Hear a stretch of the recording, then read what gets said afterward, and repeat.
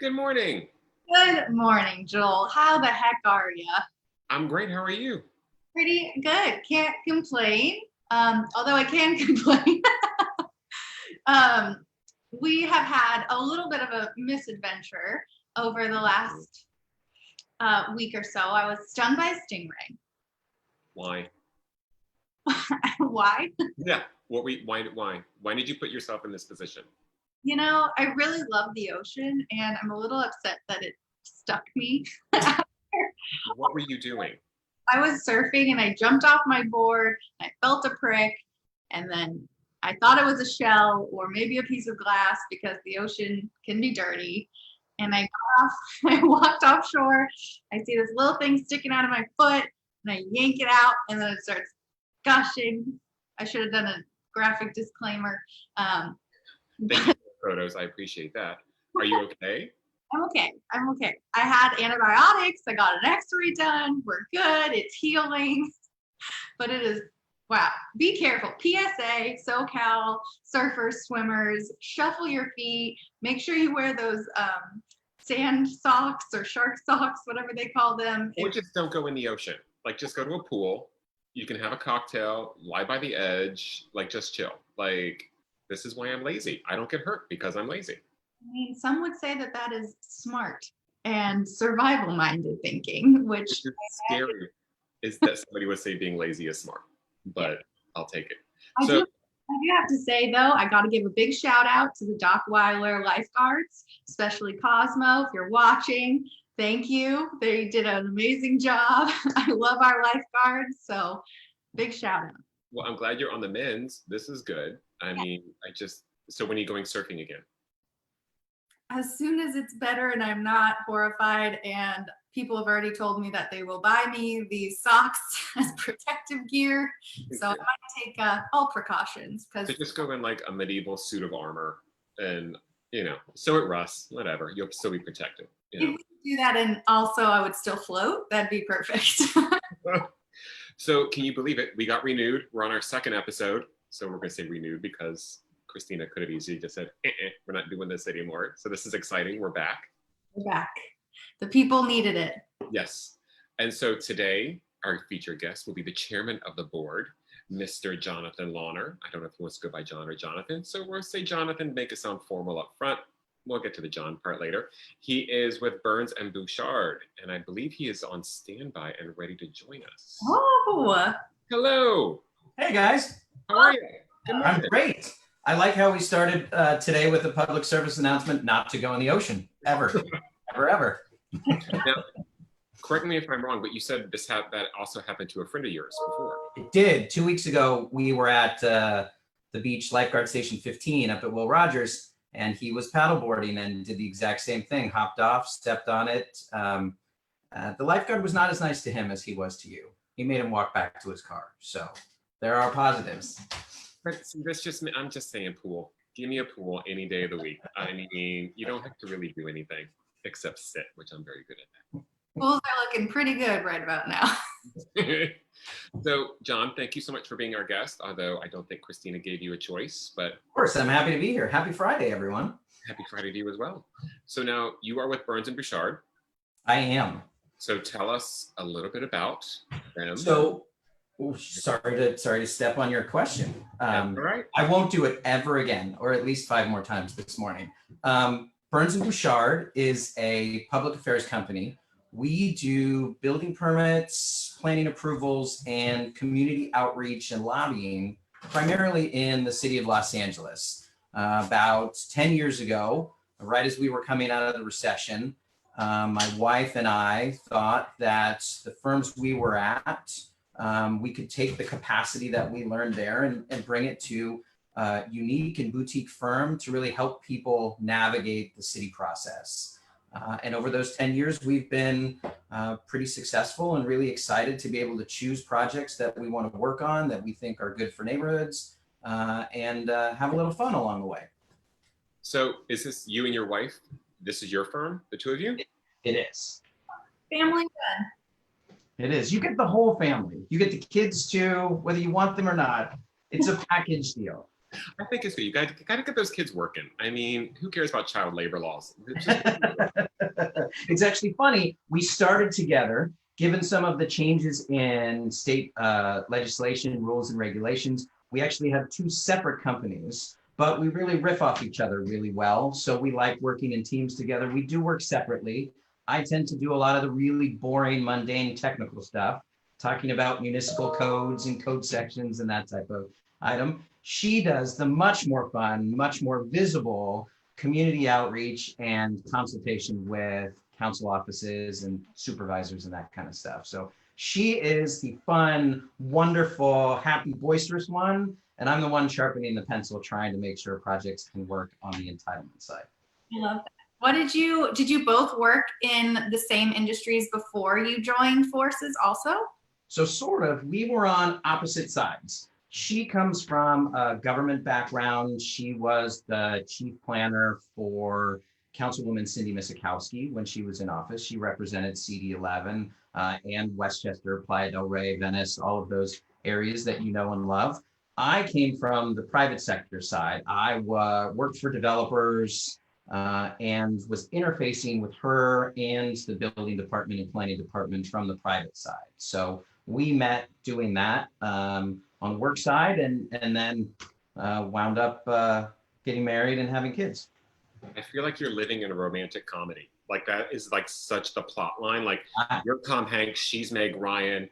You got to save the bookstore, and the next thing you know, we're married and we started a firm. I've been looking for the residual checks for many, many years. So what got you involved with the chamber? So we were involved with the chamber because we had some projects that came to Westchester and we wanted input. We met with Vitalization and the neighborhood council and all of those players, but we also wanted to see what small business and business groups wanted to see about those projects. And as we continued to come and meet with the chamber, we really loved the people who were engaged. We loved Christina, we loved Tom Flintoff and Dave Voss, and really the entire board was just such a group of friendly people who were willing to talk about projects where we had failed in bringing them a good project, where we had succeeded in really showing them what the possibilities of site could be, that we ended up joining. And through joining, we've had the benefit of being involved for, I think it's 7 or 8 years at this point. My wife is a past chair, and I now am the current chair. So either it's a glutton for punishment, or we really like everyone involved, and I think it's the latter. That's awesome. I'm curious too, we obviously are big chamber fans. We love working with the local businesses just a little bit, but can you kind of tell us from your business standpoint, what the layout of LA with all of these changes and everything that's going on in relation to, urban planning and affordable housing, and kind of what your perspective is on all of it and how you see it going? Sure. I think it's an interesting time because you have two forces that are really at odds: government and neighborhoods. And the government side, you have the state and the city fighting about whose responsibility are things like affordable housing, neighborhood policing. How do you roll out those items in a way that keeps people safe, keeps people housed? And on a lesser level, as we've seen in Los Angeles, how do you provide effective kind of healthcare support for that? Then on the neighborhood level, I think you see a lot of the same desires out of people who are looking for kind of these full communities who have a number of desirous projects and local business. But when they come together, they don't always agree on how that comes out.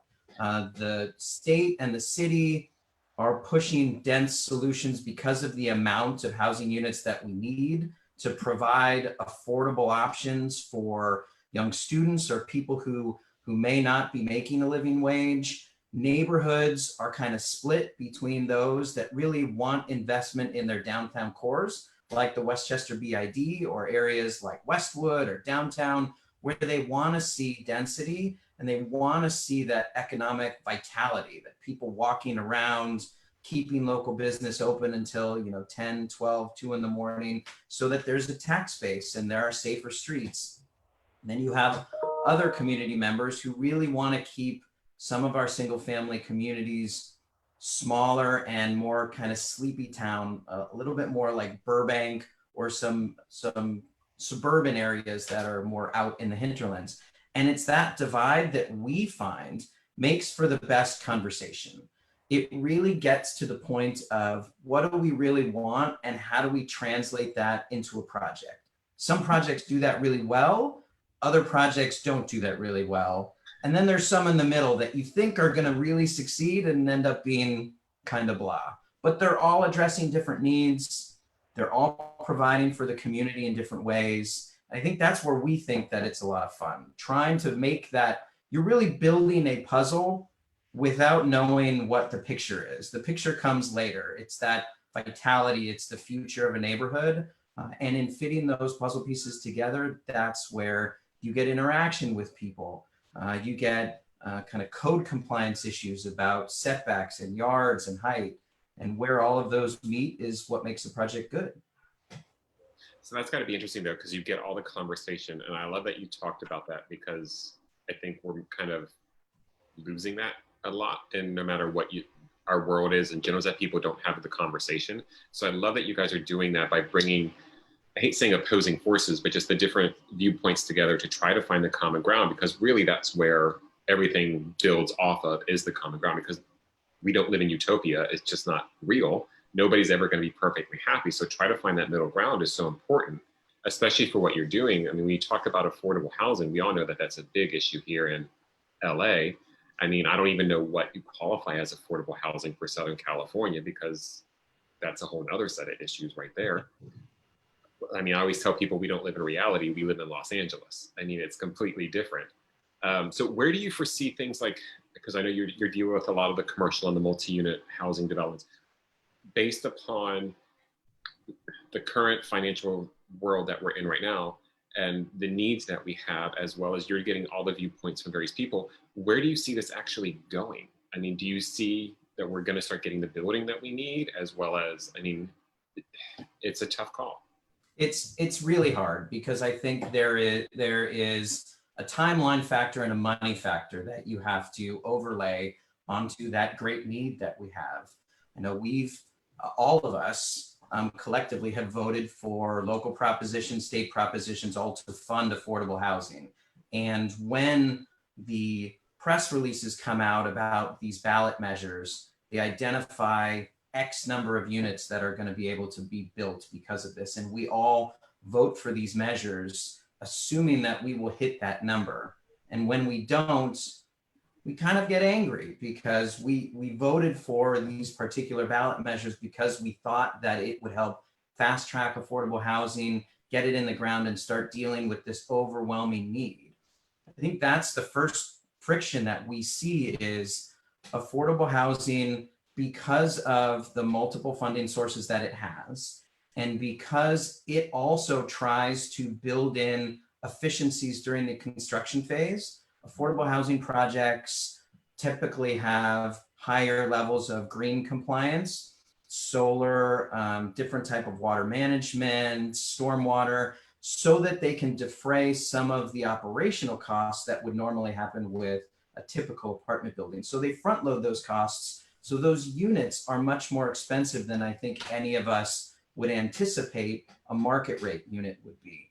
At the same time, when we go to neighborhood councils or even the chamber with a large market rate project, no one sits there and asks us how much each unit is going to cost, because it's a private builder building a unit and no one really cares. But when their own money, even if it's an infinitesimal amount, pennies on their tax rolls, they feel invested and have the opportunity to say, well, this unit is too expensive. We should find another solution rather than putting affordable housing in our neighborhoods. I think that is the most dire part of the equation right now, is because we are so focused on the cost of these units and the cost to the taxpayer that it is kind of putting a cloud over the fact that there are a lot of projects that are getting approved and at least in the pipeline to build 100% affordable housing, 50% affordable housing, permanent supportive housing, all of these things in neighborhoods so that they're spread out across the city so that you don't have a neighborhood that has all of the affordable housing. And that's really the goal, is to put these projects next to where there are services so that a person who is down on their luck, or however you want to describe that, can continue with their support network. If they are a single parent or a family who has lost a job, whether it be through COVID or what have you, they want to be able to keep their kids in the same school. They want to be able to keep, the market that they go to and the hospital that they go to. They want to keep that framework of support so that they're not having to rebuild at possibly the worst time in their lives.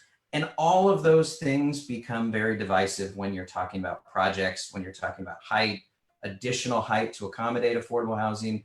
And I think it's that conversation that is really difficult in these communities. I think what we are seeing is the state and the city are both enacting new rules and regulations that say if you are providing levels of affordability at X, Y, or Z, we will process you faster. We will make a planning application that used to take 12 or 18 months, 90 to 120 days, because we know the need.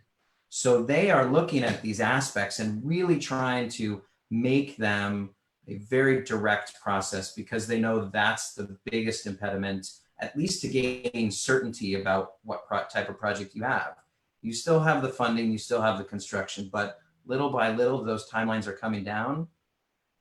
We're just well into an affordable housing crisis that we should have really been dealing with 20, 25 years ago. So I don't know if that answers your question, but and I think that was interesting to hear how fast the timelines are changing. I think that's crazy.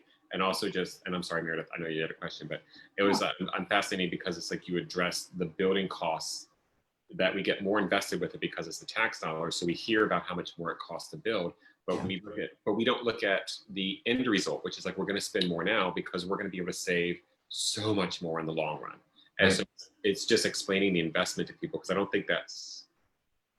don't know if people fully understand that or get that aspect of it. I think it's also hard because they want to make sure that affordable housing units are not units that are built to a lesser standard than a market rate unit. They want to make sure that they have livability factors. I know in projects that we work on in Venice and Mid-City and even in the Valley, those 100% affordable housing projects have such strict design guidelines down to the dimensions of a closet, because they want to make sure that whoever lives in that unit can fully access it and has enough space to live their life. And it is not merely well, here's a 1-bedroom unit built to a studio standard, and you come in with a kid and dog. And it's a much more difficult process because the end user is really being chosen for you rather than the end user choosing an apartment. So it's a difficult dynamic. I would tack on to what Joel was saying too. I think the upfront cost is what everyone focuses on and is so startling. But I also like that you were saying too, do you feel that more developers are also leaning towards the solar and the environmentally friendly developments, and we're not seeing that as the end result, which will benefit us, in the long run, whereas we just don't think about that right now. But that's something that I think is huge and is becoming more and more popular. Do you also see that happening, and maybe we can tell people the bright side of that? I think we do. I think, look, affordable housing, in my perspective, has always been at the forefront of trying to save costs. They know that the state, the city, and the county, in terms of providing them funds, will give them certain requirements like solar we just talked about and other green requirements. They gave those well ahead of any of the green building codes that came out and were required of a market rate developer. The developers themselves know that those dollars are limited. The dollars throughout the state, county, and city have to fund, hundreds of thousands of units throughout the state. in the next, decade and on. And those dollars have to go further and further each year that we get into it. So really affordable housing were some of the people that were pushing modular housing concepts. How do you get most of the construction off-site so that you can do it quicker in a manufactured sterile environment, and then transport those modular units onto site, connect them on site, so that that is really where you look at rain delays and where you look at heavy concentrations of construction workers to try and whittle down a 12 to 18 month construction timeline down to maybe 6 or 8. So they're really pushing those boundaries. I think where the state and city have tried to be the catalyst and really push those issues beyond affordable housing is where we've seen the most kind of dynamism. We've seen new market rate housing go to modulars because they see efficiencies in dollars. We've seen larger projects go to modulars, 3, 4, 5-story building types, all stacking modulars together, housing units, rec centers. All of those are trying to go and build quicker, both for a cost impact, but as we talk about it with communities, looping back to the neighborhood conversation that you were talking about, Joel, getting in and out of a construction project impacts your neighbors less. Dust, sound, truck trips, all of those things. The quicker you can become a neighbor that is not out in your yard blowing dust around and banging a hammer, the quicker you become someone who is okay to be next to, who is contributing to the neighborhood, who's cleaning their sidewalks and making a vacant site livable. So I think even in the most cursory of reviews of how construction projects become better when those timelines are sped up, you feel better about your neighbor if it's not 18 months of, yelling at them.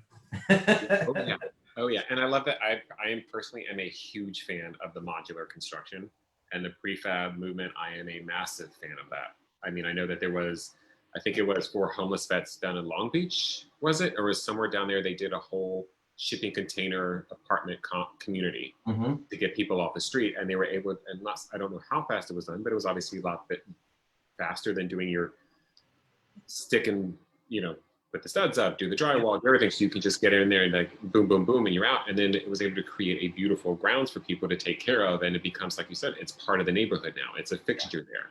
And so, I mean, I'm a huge fan of, anybody who knows me and follows my social media, subtle plug, knows that I am a massive fan of all the prefab and the alternative housing angles that people are focusing on. I think they're awesome. So this was really cool with our chairman. I'm sorry, apparently it's our dynasty of chairmen in that house over there. Like our whole family we're talking to. I'm like, well, we're gonna run my eldest son, who's 12, in about 5 years, see if he can get any votes for chair. well, it feels like it's kind of a shoe-in. I mean, I'm just saying, I don't know what's going on over there, how you guys got this on lock, but I don't know. I think we're gonna have to chat with somebody. Oh, who do we chat with? You're the chairman. Okay, so I think we're on to our rapid fire round. Are you ready? I'm not, but I will try my best. Please. All right, you have 3 seconds to answer the following questions as quickly as you can. Ready? Okay. Set, go. Favorite local hangout? The deli on Pershing, Delray Deli. Cat person, dog person? Dog person. That's an easy one. Rams or Chargers? Rams. Oh, okay. Good brunch spot in LA? Tony P's. Love it. How long have you lived in LA? I have lived in LA my entire life, 44 years. Born and bred. Wow. Local. Royal We family. can edit the age out later, right? We can fix that in post. It's live. And how long have you been in business? Burns and Bouchard has been around since 2009, so 10 years. I've worked in development for 20 years in and around Westchester, Playa del Rey, and Venice. Awesome. What was your first car? My first car was a Toyota Corona.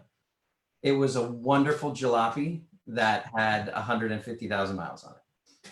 Nice. And what are you currently watching? I'm watching Cobra Kai. I highly recommend that. Oh. We just finished Away, with, I keep saying Christy Swanson, but it's not Christy Swanson. It's Hilary Swank. It's great. Not uplifting, but great. I love it. Congratulations, you made it through rapid round. You survived. But I have to address Cobra Kai. I knew you were going to bring it up. I knew it. I had Oh, to. wait, you're breaking up. It must be something wrong with the Zoom. Go for it. So Cobra Kai, we watched both seasons, and basically by the third episode, all I could think was, guys, let go of high school. Time to just let go. It really is. But it was very entertaining. The fight scenes are pretty awesome. I will get the choreography for those is pretty It is nice to see it from a different perspective. Yes. Yes, give up high school. Well into their 50s. Yes. So one more question, because we're going to be running low on time here. How can people get in touch with you, and what kind of how as the chamber and the businesses and all of us, how can we support you? Give us your elevator pitch. Sure. So we work with all size companies, from small tenant improvements on commercials through restaurants, and then big residential projects, as we talked mainly about. We have a website, burnsbouchard.com, although you can always find us on the chamber directory. You can go to LAX Chamber and then go to the directory. You can reach out to us via email. We also have Facebook and Twitter accounts. Both are bad, they need work, but we do a lot. And particularly in Westchester and Playa del Way, we really love working with small business. So if there are new commercial tenants moving in and they just need help with building permits, we do that. If they're looking for conditional use permits for alcohol or any type of live music, we do that as well. We have had some great successes in Westchester and really love working with the businesses here, down from Pershing all the way through to airport. So awesome. Well, thank you so much for joining us and for being a part of the chamber and the LAX coastal community. And do you have anything else you would like to say to the world on this Friday? No, I just want to thank you guys. This is really fantastic. And we were talking about this before. I think one of the byproducts of COVID is that these new type of outreach venues that we never would have thought of prior to being forced into our homes and not being able to touch and see and talk to people, are really integral to reaching out to larger and more diverse communities. So I think it's great you're doing this. I hope you get renewed for multiple seasons. And I know I will be watching each and every day, as long as it does not come on at the same time as Cobra Kai.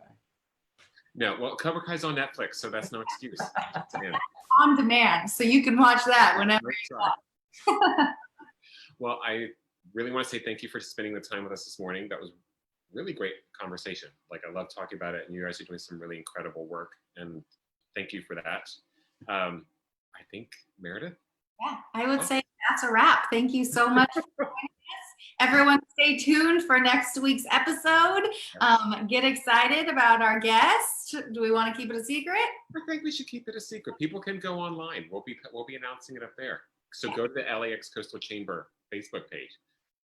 Gee, can we plug this thing anywhere? Nice plug. So solid. Well, you actually said go to the directory. Like, I'm like, okay, that was good. That was good. Christina's like going, yeah, that was right. She coached you well.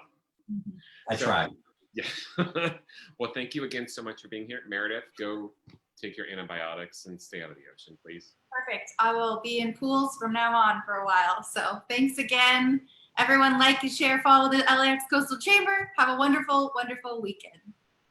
Thanks, guys. Bye. Thank